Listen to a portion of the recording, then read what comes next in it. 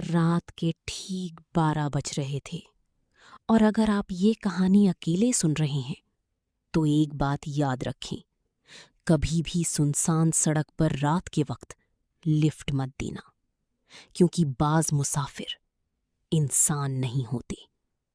یہ واقعہ پاکستان کے ایک دور افتادہ علاقے کی ایک پرانی سڑک کا ہے، جسے لوگ آج بھی خونی روڈ کہتے ہیں۔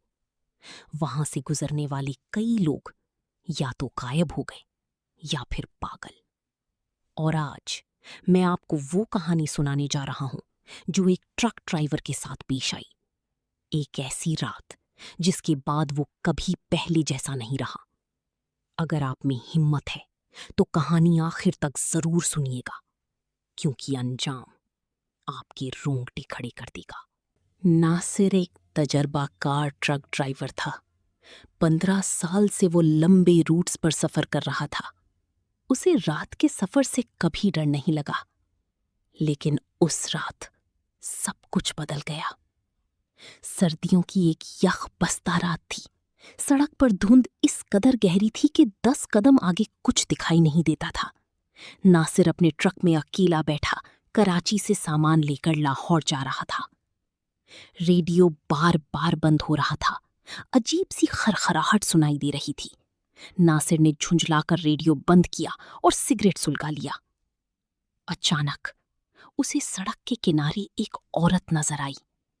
سفید کپڑے، لمبے کالے بال اور ہاتھ میں ایک پرانا سا بیگ۔ ناصر نے بریک لگائی۔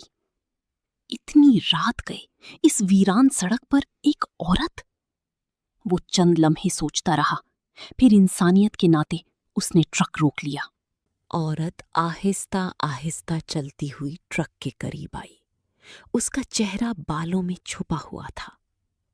مجھے آگے تک چھوڑ دیں پلیز۔ اس کی آواز بہت دھیمی اور عجیب تھی۔ ناصر نے دروازہ کھولا۔ عورت خاموشی سے اندر بیٹھ گئی۔ ٹرک دوبارہ چل پڑا۔ چند منٹ تک مکمل خاموشی رہی۔ پھر ناصر نے پوچھا، آپ اتنی رات کو یہاں کیا کر رہی تھیں؟ عورت نے آہستہ سے کہا، میں اپنے گھر جا رہی ہوں۔ ناصر نے ہلکا سا مسکرا کر پوچھا، گھر کہاں ہے؟ عورت نے سامنے اندھیرے کی طرف اشارہ کیا، بس تھوڑا آگے۔ ناصر کو عجیب سا احساس ہونے لگا۔ ٹرک کے اندر اچانک بہت ٹھنڈ بڑھ گئی تھی۔ اس نے ہیٹر تیز کیا، مگر ٹھنڈ کم نہ ہوئی۔ اس نے ایک نظر عورت کی طرف ڈالی اور اس کا دل زور سے دھڑکنے لگا۔ عورت کے ہاتھ غیر معمولی حد تک سفید تھی، جیسے کسی مردے کے ہوں۔ ناصر نے نظریں ہٹا لی۔ اچانک ریڈیو خود بخود آن ہو گیا۔ خرخراہٹ کے بعد ایک آواز آئی، اس سڑک پر رات کے وقت کسی اجنبی کو لفٹ مت دیں۔ ناصر چونک گیا۔ اس نے فوراً ریڈیو بند کیا۔ تبھی عورت دھیرے سے ہنسنے لگی۔ وہ ہنسی انسانوں جیسی نہیں تھی۔ ناصر کے ماتھے پر پسینہ آ گیا۔ آپ ہنس کیوں رہی ہیں؟ عورت نے کوئی جواب نہیں دیا۔ چند سیکنڈ بعد اس نے آہستہ آہستہ اپنا چہرہ اوپر اٹھایا۔ ناصر کی چیخ نکل گئی۔ عورت کی آنکھیں مکمل سیاہ تھیں اور اس کے ہونٹوں کے کناروں سے خون بہہ رہا تھا۔ ناصر نے فوراً بریک لگائی۔ ٹرک سڑک پر کھسٹتا ہوا رک گیا۔ وہ دروازہ کھول کر باہر بھاگا۔ سرد ہوا تیزی سے چل رہی تھی۔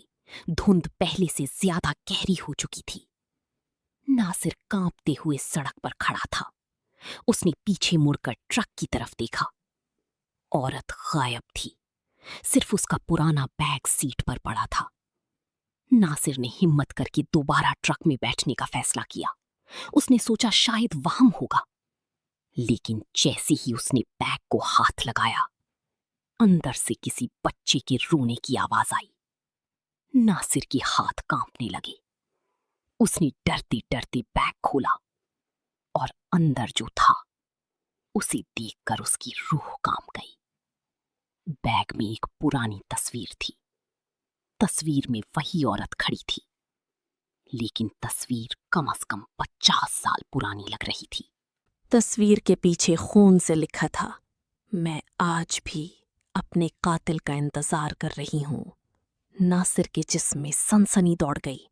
اچانک ٹرک کے باہر کسی نے زور زور سے دروازہ کھٹکھٹانا شروع کر دیا۔ ٹھک ٹھک ٹھک۔ ناصر نے کانپتے ہوئے شیشے سے باہر دیکھا۔ وہی عورت ٹرک کے باہر کھڑی تھی۔ اس بار اس کا چہرہ مکمل نظر آ رہا تھا، آدھا چہرہ جلا ہوا، آنکھیں سیاہ اور ہونٹوں پر خوفناک مسکراہٹ۔ وہ آہستہ سے بولی، تم نے مجھے اکیلا کیوں چھوڑ دیا؟ ناصر نے چیختے ہوئے ٹرک سٹارٹ کیا اور پوری رفتار سے بھگا دیا۔ عورت سڑک کے درمیان کھڑی رہی، لیکن چند سیکنڈ بعد وہ اچانک ٹرک کے اندر پچھلی سیٹ پر نظر آئی۔ ناصر نے ریئر ویو مرر میں دیکھا اور اس کا خون خشک ہو گیا۔ عورت اس کے بالکل پیچھے بیٹھی تھی۔ اس نے دھیرے سے ناصر کے کان کے قریب آ کر کہا، آج تم بھی نہیں بچو گی۔ اچانک ٹرک بے قابو ہو گیا۔ اسٹیئرنگ خود بخود گھومنے لگا۔ ناصر پوری طاقت سے کنٹرول کرنے کی کوشش کر رہا تھا، مگر ٹرک سڑک سے نیچے جا گرا۔ ایک زوردار دھماکہ ہوا اور پھر ہر طرف خاموشی چھا گئی۔ اگلی صبح لوگوں نے تباہ شدہ ٹرک کھائی میں دیکھا۔ ناصر زندہ تھا، لیکن اس کی حالت پاگلوں جیسی ہو چکی تھی۔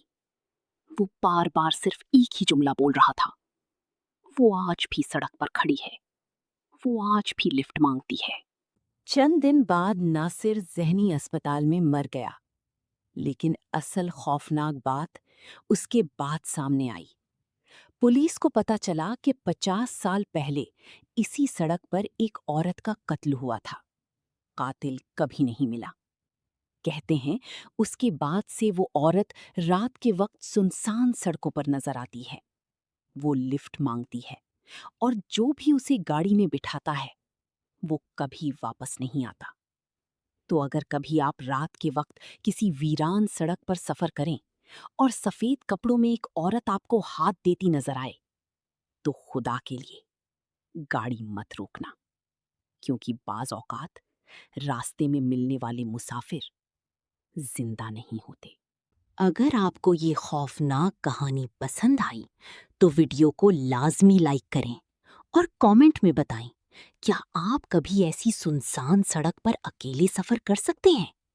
اور اگر آپ مزید ایسی ہی ڈراؤنی اور سچی لگنے والی ہارر کہانیاں سننا چاہتے ہیں تو ابھی ہمارے چینل کو سبسکرائب کریں اور بیل آئیکن ضرور دبائیں تاکہ ہر نئی خوفناک کہانی آپ تک سب سے پہلے پہنچ سکے۔ لیکن جانے سے پہلے آج رات جب بھی کسی ویران سڑک سے گزریں پیچھے مڑ کر ضرور دیکھ لیجیے گا، کہیں کوئی آپ سے لفٹ تو نہیں مانگ رہا۔